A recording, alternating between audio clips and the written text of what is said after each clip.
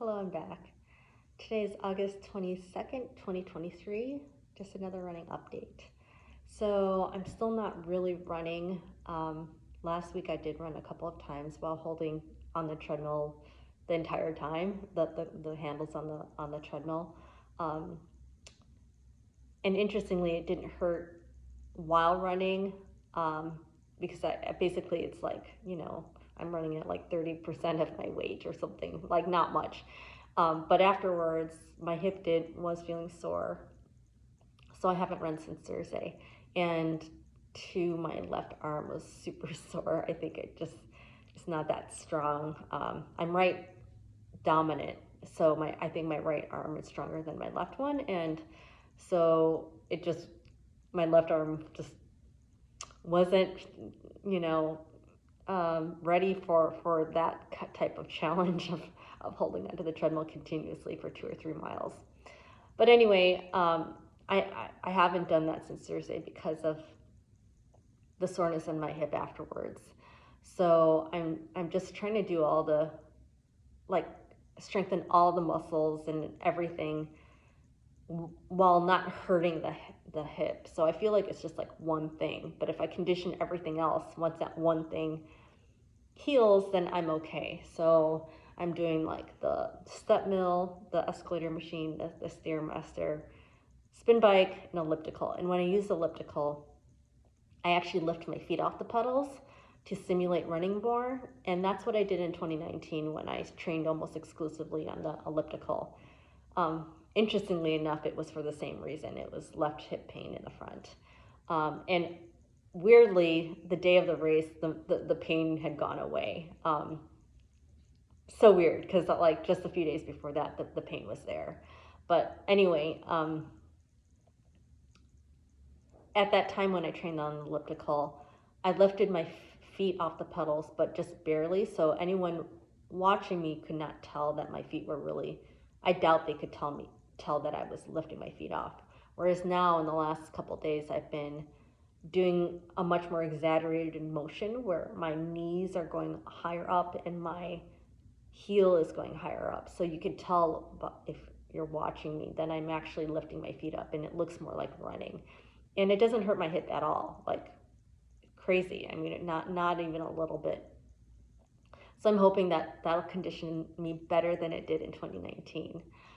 We'll see, but I am hitting the weights and doing everything. And also I want to focus on strengthening my feet. So, I've been pondering a lot about why the East Africans are so good. And I think there's a lot of reasons why.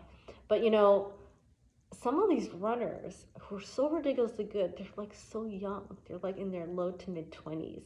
And I wondered to myself, like, how did they get so good, like at these really long distances where it's really not natural to cover like 26 miles, 26 plus miles, and yet they're able to handle these long distances. And to me, that's only possible through conditioning. And yes, like when they're growing up, they do run to and from school and they do cover a lot of miles, but still, they're only like in their early 20s and they're not going full marathons. But I think a lot of it is their ability to tune into their bodies. I think that they're not as married to data, as maybe Americans and Europeans are. They're just run by feel and they're really good at it. And two, I think their feet are a lot stronger, more barefoot walking and running, and they're just much stronger. So lately I've been barefoot more and walking around in more minimalist shoes to try to strengthen my feet. So hopefully that'll work, and doing some toe yoga. So I'm doing that. I'm still pounding the raw milk, and honestly, I don't even know if my body's even absorbing it. I hope it is, but I don't know if maybe that's why my hip hasn't gotten better. I lost weight when I got food poisoning like a month ago, and I haven't gained any of it back.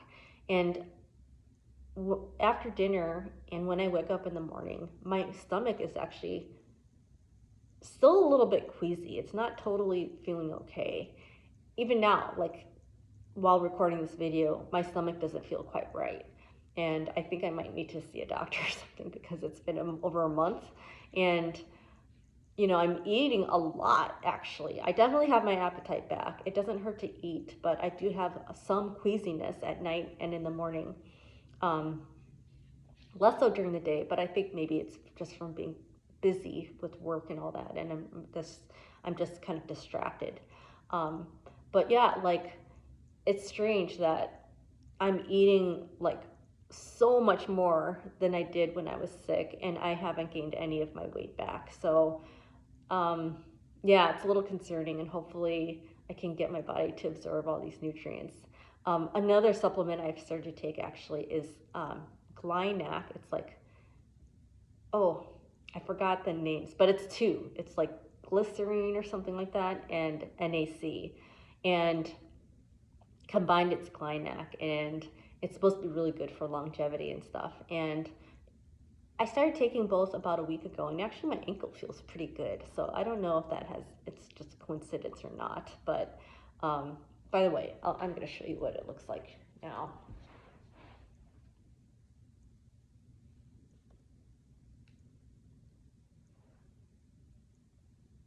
Still a little bump, but I feel like it's gone down. And there's like still this ridge on this other side.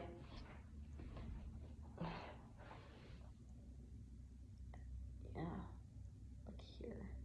There's a ridge here that appeared after my surgery that never fully went away, but I think it looks pretty good now. It's so yeah, it's at least the ankle's feeling a little bit better, even if not my hip. But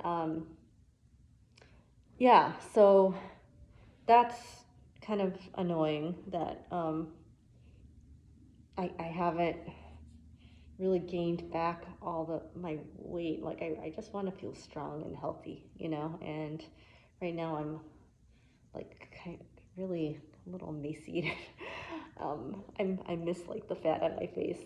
But anyway, yeah, I'm just hoping I can get healthy and strong in just a couple weeks time and pull it off. I mean, I've pulled off really crazy things like this in the past, so hopefully I can do it again. I haven't lost faith, so fingers crossed I can, and I mean, we'll see. So that's the update.